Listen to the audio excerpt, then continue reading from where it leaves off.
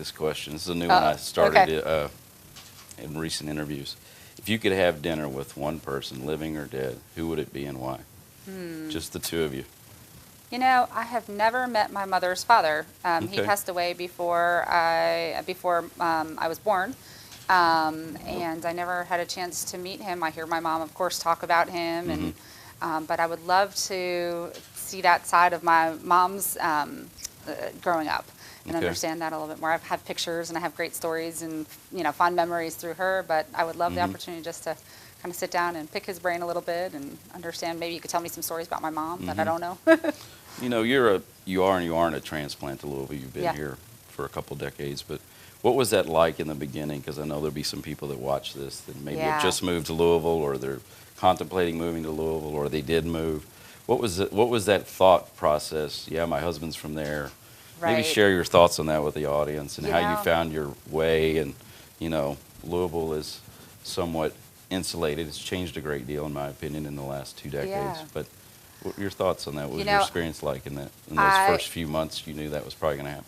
I never in a million years would have picked Louisville off the map, to be very honest. Well, at least I like your frankness. That's why I bring it up. And it's because of just lack of knowledge. It just I didn't know much about it. That my perception wasn't that it is as active as it is. Right. When I told people, because I grew up in northern New Jersey, right outside New York City, and I moved here. I was living in Washington, D.C. at the time, and when my husband and I decided we needed to be in the same city because we'd been dating long distance, he said, just move here. And you're like, there's static on the line. I'm like, where is that again? And nobody really could tell me anything about it. And when I first moved here, I wanted to get involved. I obviously like to be involved in things, and I called and I said, is there any way, is there like a organization or a newcomers group, or are there any classes I could take? I can learn pottery or something just to meet some people. And the answer I got on one of the calls, I don't even remember who I called at the time, this was so long ago, well, we used to have a floral designing class, but that's it.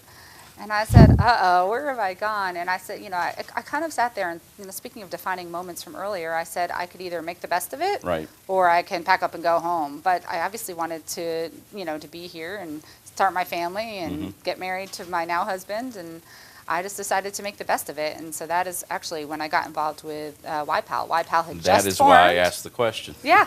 Because I knew there was a story that led to your involvement, involvement with the organization. That's exactly right, because I said, I'm going to just make this a city that I can feel really proud of and that I can share with my people at home in D.C., that it's just a great city. And I've gotten involved on the Louisville Branding Committee and done all of these things. YPAL was a tremendous, we learned so much, didn't we, doing that? The good, the bad, and the ugly of volunteerism. I'll leave it at that. Absolutely. It was hard work. It was. I love watching what they're doing now.